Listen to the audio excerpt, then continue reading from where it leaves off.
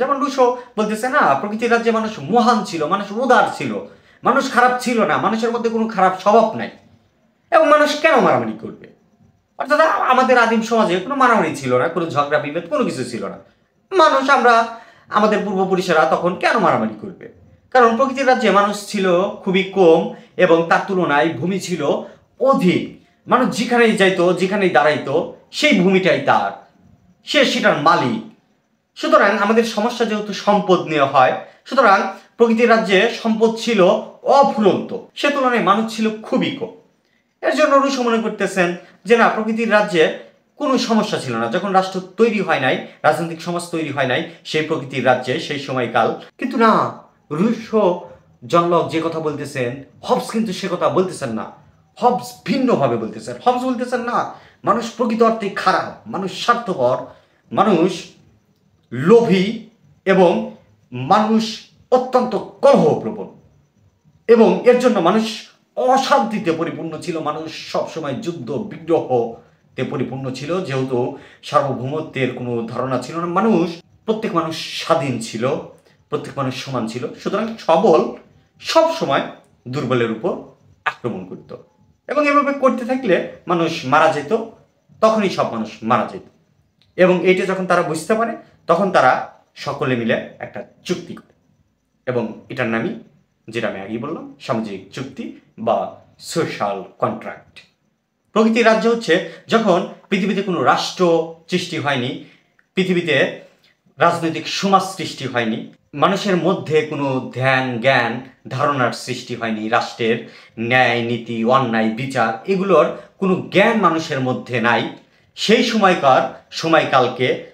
সময়কালকে আমরা প্রকৃতির রাজ্য বলে বিবেচিত করতেছি। অর্থাৎ প্রকৃতির রাজ্যে মানুষ কেবলই প্রকৃতির সন্তান, অন্যান্য পশুদের মতো মানুষও প্রকৃতিতে বসবাস করে, সেখানে কোনো আইন কানুন নিয়ম নীতি কোনো কিছু নেই। আমরা সবাই আজ আধুনিক রাষ্ট্রে বসবাস করি, আমরা রাষ্ট্রের মধ্যে থাকি, কিন্তু আমরা জানি না রাষ্ট্র কিভাবে তৈরি হয়েছে, এবং পৃথিবীর কেউ জানে না এই রাষ্ট্র কিভাবে তৈরি হয়েছে। রাষ্ট্র কি প্রথম থেকে এই পৃথিবীতে ছিল কি ছিল না আমরা জানি না, কেউ জানি না। তো রাষ্ট্রবিজ্ঞানে রাষ্ট্র কিভাবে তৈরি হয়েছে এটা নিয়ে যে মতবাদ আছে, এটাকেই সামাজিক চুক্তি বলা হয়। যে দার্শনিকরা এই মতবাদ দিচ্ছে তাদেরকে সামাজিক চুক্তিবাদী দার্শনিক বলা হয়। তো রাষ্ট্রবিজ্ঞানে রাষ্ট্র কিভাবে তৈরি হয়েছে এটা অতি গুরুত্বপূর্ণ একটা দর্শন, বা রাষ্ট্রবিজ্ঞানে এটা একটা জনপ্রিয় মতবাদ। তো সামাজিক চুক্তি এর জন্য অবশ্যই এটা খুবই গুরুত্বপূর্ণ মতবাদ, এই কারণে যে রাষ্ট্র কিভাবে সৃষ্টি হয়েছে এই তথ্য এই মতবাদ আমাদের দিয়ে থাকে। এই মতবাদের অন্যতম দার্শনিক হলেন জন লক, রুশো, হবস প্রমুখ। তবে জন লক, রুশো এবং হবসের মতবাদ সবথেকে জনপ্রিয় এবং গ্রহণযোগ্য, এবং ফরাসি বিপ্লবে এই তত্ত্বগুলো খুব কাজে দেয়। ফরাসি বিপ্লবকে নানাভাবে এটাকে একটা শক্তিশালী জায়গায় নিয়ে যায়। অর্থাৎ ফরাসি বিপ্লব, এই তথ্যগুলো ছাড়া ফরাসি বিপ্লবকে কল্পনাও করা যায় না, কারণ এই তথ্যগুলো গণতন্ত্রের পক্ষে কথা বলে, এবং ধর্মীয় তত্ত্বের যে কাল্পনিক কাহিনী আমরা পেয়ে থাকি সেগুলোর বিরুদ্ধে এই তথ্যগুলো অবস্থান নেয়। যদিও এই সামাজিক চুক্তিকে কাল্পনিক তথ্য বলা হয়, অর্থাৎ এই তত্ত্বকে, যে এই সামাজিক চুক্তি যে তথ্যগুলো দেয়, এই তথ্যগুলোর উপর যে তত্ত্ব নির্মিত, এই তত্ত্বকে কাল্পনিক বলা হয়। কারণ এটাকে যে চুক্তি বলা হচ্ছে, যে আপনারা বোঝার চেষ্টা করেন, এটাকে বলা হচ্ছে সামাজিক চুক্তি, অর্থাৎ সামাজিক চুক্তির মাধ্যমে, একটা চুক্তির মাধ্যমে এই রাষ্ট্র তৈরি হয়েছে।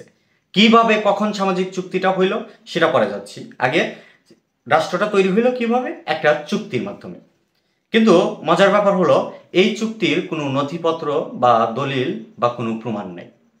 প্রথমত, আমরা যারা এই তত্ত্ব আবিষ্কার করেছেন তারা কিন্তু তাদের নিজেদের হাতেও কিন্তু কোনো দলিল বা কোনো প্রমাণ ছিল না। কারণ কি? কারণ এই তত্ত্ব তখনকার বিষয় নিয়ে আলোচনা করে, এটা যখন রাজনৈতিক সমাজই সৃষ্টি হয় নাই। যখন কোনো রাজনৈতিক সমাজ সৃষ্টি হয় নাই, তাহলে এটা কত আগেকার কথা তারা চিন্তা করতেছে, কল্পনা করতেছে। তো সুতরাং সেখানে দলিল প্রমাণ নথিপত্র এগুলো পাওয়া যাবে না, এটাই স্বাভাবিক। আবার এটাও সত্য যে পৃথিবীতে এমন অনেক ঘটনাই ঘটছে, এমন অনেক চুক্তি হয়েছে যার কোনো নথিপত্র, দলিল বা প্রমাণ আমাদের হাতে নাই। কিন্তু এর মানে এই না যে এগুলো আমাদের হাতে নাই মানে সেই চুক্তিগুলো হয়নি, সেই চুক্তিগুলো হয়েছে। তো রুশো, জন লক, হবস তারা যে সামাজিক চুক্তির কথা বলছেন, এটা তারা বর্ণনা করতে গিয়ে প্রকৃতির রাজ্যের কথা বলছেন, যে সামাজিক চুক্তির সাথে প্রকৃতির রাজ্যের এটা যে সম্পর্ক, সামাজিক চুক্তির সাথে প্রকৃতির রাজ্যের সম্পর্কটা কি, প্রকৃতির রাজ্যে যে চুক্তিটা হয় সেটাকেই বলা হচ্ছে সামাজিক চুক্তি। প্রকৃতির রাজ্যটা কি, এটাই হচ্ছে মূল কথা। প্রকৃতির রাজ্য হচ্ছে যখন পৃথিবীতে কোনো রাষ্ট্র সৃষ্টি হয়নি, পৃথিবীতে রাজনৈতিক সমাজ সৃষ্টি হয়নি, মানুষের মধ্যে কোনো ধ্যান, জ্ঞান, ধারণার সৃষ্টি হয়নি, রাষ্ট্রের ন্যায়, নীতি, অন্যায়, বিচার এগুলোর কোনো জ্ঞান মানুষের মধ্যে নাই, সেই সময়কালকে আমরা প্রকৃতির রাজ্য বলে বিবেচিত করতেছি। অর্থাৎ প্রকৃতির রাজ্যে মানুষ কেবলই প্রকৃতির সন্তান, অন্য পশুদের মতো মানুষও প্রকৃতিতে বসবাস করে, সেখানে কোনো আইন, কানুন, নিয়ম, নীতি কোনো কিছু নেই। তো এই প্রকৃতির রাজ্যে জন লক বা রুশো তাদের সাথে কিন্তু হবসের মতবাদের এক বিরাট পার্থক্য দেখা যায়। এই তিনটি মতবাদকে আমরা যদি প্রধান হিসেবে ধরি, হবসের মতবাদ কিন্তু তাদের সাথে ভিন্ন। হবস যেভাবে বর্ণনা করে, রুশো এবং জন লক কিন্তু সেভাবে বর্ণনা করে না। হবসের মতে প্রকৃতির রাজ্যে, অর্থাৎ আমাদের আদিম সমাজ, আমাদের আদিম পূর্বপুরুষেরা তারা কিভাবে সেখানে বসবাস করতো, যখন রাষ্ট্র ছিল না তখন তাদের জীবনযাপন কেমন ছিল। তাদের জীবনযাপন অত্যন্ত ভয়ঙ্কর ছিল, অশান্তিতে ভরা ছিল, পৃথিবী ছিল যেন এক নরক রাজ্যে পরিপূর্ণ। অর্থাৎ ধর্মে যে নরকের কথা বলা হয়, প্রকৃতির রাজ্য ছিল যেন এক পৃথিবীরই নরক।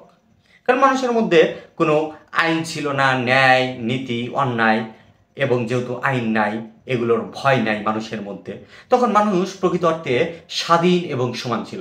যখন প্রত্যেকটা মানুষ স্বাধীন থাকে এবং সমান থাকে, তখন কি হয়, এটাই তো স্বাভাবিক, সবল দুর্বলকে আক্রমণ করতে যাইবে এবং দুর্বল সেখান থেকে বাঁচার জন্য পালায় যাবে। এবং এইভাবে হইতে যখন থাকে তখন কি হবে, তখন মানুষ নিজেরা নিজেদেরই খুনোখুনি করতে করতে একসময় শেষ হওয়া যাবে, ধ্বংস হওয়া যাবে। তখন এ থেকে পরিত্রাণের জন্য, এ থেকে মুক্তির জন্য মানুষ চিন্তা করলো যে এভাবে যদি আমরা মারামারি ধরাধরি করতে থাকি তাহলে তো আমাদের অস্তিত্ব থাকবে না। তো নিজেদের অস্তিত্ব বাঁচানোর জন্য তারা কি করলো, সবাই মিলে একটা চুক্তি করলো যে আমরা আজ থেকে আর মারামারি করবো না, আমরা এই আইন, অমক ন্যায়, নীতি, শাসন, বিচারের মধ্যে আমরা থাকব। এভাবে যে চুক্তিটা হলো সেটাই সামাজিক চুক্তি, এবং সেটাই আমাদের রাজনৈতিক সমাজের প্রথম চিহ্ন বা দর্শন। এটা হচ্ছে হবসের কথা প্রকৃতির রাজ্যে সংক্ষেপে বললে। আমি হবসের ব্যাপার নিয়ে, প্রকৃতির রাজ্যে মানুষের স্বভাব কেমন ছিল এবং প্রকৃতির রাজ্যে মানুষ কি কি করত, মানে হবসের দৃষ্টিতে, সেটা নিয়ে পূর্ণাঙ্গ আলোচনা করব পরবর্তী ধাপে।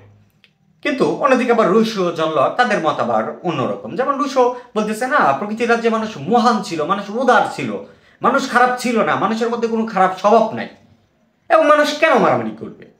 অর্থাৎ আমাদের আদিম সমাজে কোনো মারামারি ছিল না, কোনো ঝগড়া বিভেদ কোনো কিছু ছিল না।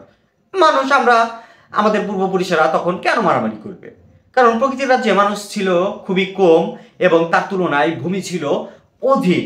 মানুষ যেখানেই যাইতো, যেখানেই দাঁড়াইতো, সেই ভূমিটাই তার, সে সেটার মালিক। সুতরাং আমাদের সমস্যা যেহেতু সম্পদ নিয়ে হয়, সুতরাং প্রকৃতির রাজ্যে সম্পদ ছিল অফুরন্ত, সে তুলনায় মানুষ ছিল খুবই কম। এর জন্য রুশো মনে করতেছেন যে না, প্রকৃতির রাজ্যে কোনো সমস্যা ছিল না। যখন রাষ্ট্র তৈরি হয় নাই, রাজনৈতিক সমাজ তৈরি হয় নাই, সেই প্রকৃতির রাজ্যে সেই সময়কাল আমাদের আদিম পূর্বপুরুষেরা যখন ওই ব্যবস্থায় বসবাস করতেন, সেখানে কোনো সমস্যাই ছিল না। কারণ মানুষ মহান, মানুষ উদার, মানুষ সবসময় ভালোর পক্ষে। এবং আমাদের সমস্যা যেহেতু সম্পদ নিয়ে হয়, আস্তে আস্তে সম্পদ নিয়ে সমস্যা দেখা দিল। মানে মানুষ যখন আস্তে আস্তে বৃদ্ধি পেতে লাগলো এবং সম্পদ নিয়ে একটা দ্বন্দ্ব শুরু হইলো, সম্পদের মালিকানা, স্বার্থ, এই চিন্তা চেতনা যখন মানুষের মধ্যে আসতে লাগলো, তখনই আসলে প্রকৃতির রাজ্য আর স্বর্গ থাকলো না। অর্থাৎ রুশোর প্রকৃতির রাজ্য কিন্তু একটা স্বর্গ, সেখানে মানুষ শান্তিপূর্ণভাবে, অমায়িকভাবে জীবনযাপন করত। যখন সম্পদ, স্বার্থ, এই ধারণাগুলো মানুষের মধ্যে আসলো এবং সম্পদ নিয়ে সমস্যা তৈরি হইল, তখন মানুষ একটা চুক্তি করলো যে না, এভাবে হয় না, এভাবে দ্বন্দ্বে জড়িত হইলে আমরা তো কেউ বাঁচবো না। তখন একটা চুক্তি করলো, যেটা সামাজিক চুক্তি। এটাই হচ্ছে সহজভাবে সামাজিক চুক্তি এবং প্রকৃতির রাজ্য। আমি যদি সামাজিক চুক্তি এবং প্রকৃতির রাজ্য সম্পর্কে বলতে চাই, এটাই সহজ কথা, সহজভাবে এটাই প্রকৃতির রাজ্য, এটাই সামাজিক চুক্তি। অর্থাৎ আমি কি পেলাম? আমি যদি জন লক বা রুশোর কথা বলি, তারা বলতেছেন যে না, প্রকৃতির রাজ্য স্বর্গ ছিল। প্রকৃতির রাজ্যে মানুষ, আমাদের আদিম সমাজের পূর্বপুরুষেরা, আদিম মানুষেরা খুবই শান্তিতে বসবাস করতেন। তাদের যুক্তি হলো, যেহেতু কোনো সম্পদ স্বার্থ এই ধারণাগুলোই ছিল না এবং সম্পদ অফুরন্ত ছিল, মানুষ যেখানে খুশি যাইতে পারতেন, মানুষ যেখানে দাঁড়াইতেন সেটাই তার জায়গা, কোনো সমস্যা নাই। যেহেতু সম্পদের ঘাটতি নাই, সুতরাং স্বার্থ নিয়ে কোনো বাধাবাধি হওয়ার প্রশ্নই ওঠে না। কিন্তু না, রুশো, জন লক যে কথা বলতেছেন, হবস কিন্তু সে কথা বলতেছেন না। হবস ভিন্নভাবে বলতেছেন। হবস বলতেছেন না, মানুষ প্রকৃত অর্থে খারাপ, মানুষ স্বার্থপর, মানুষ লোভী এবং মানুষ অত্যন্ত কলহপ্রবণ, এবং এর জন্য মানুষ অশান্তিতে পরিপূর্ণ ছিল। মানুষ সবসময় যুদ্ধ বিগ্রহতে পরিপূর্ণ ছিল। যেহেতু সার্বভৌমত্বের কোনো ধারণা ছিল না, প্রত্যেক মানুষ স্বাধীন ছিল, প্রত্যেক মানুষ সমান ছিল। সুতরাং সবল সবসময় দুর্বলের উপর আক্রমণ করত, এবং এভাবে করতে থাকলে মানুষ মারা যেত। তখনই সব মানুষ মারা যেত, এবং এইটা যখন তারা বুঝতে পারে, তখন তারা সকলে মিলে একটা চুক্তি করে, এবং এটার নামই, যেটা আমি আগেই বললাম, সামাজিক চুক্তি বা সোশ্যাল কন্ট্রাক্ট। এবং রাষ্ট্রবিজ্ঞানের আলোচনায় এই সোশ্যাল কন্ট্রাক্ট অত্যন্ত গুরুত্বপূর্ণ একটি আলোচনা। তো এটাই হচ্ছে সহজ ভাষায় প্রকৃতির রাজ্য এবং সামাজিক চুক্তি। অর্থাৎ প্রকৃতির রাজ্য বলতে একে প্রকৃতির রাজ্য বলা হয়েছে কেন? কারণ মানুষ তখন কেবলই প্রকৃতির সন্তান। এবং প্রকৃতির রাজ্যের সময়টা কখন? এটা কোন সময়কালকে প্রকৃতির রাজ্য বলতেছি? যখন রাজনৈতিক সমাজ সৃষ্টি হয় নাই, সেই সময়কে আমরা প্রকৃতির রাজ্য বলে এই মতবাদে আখ্যায়িত করতেছি।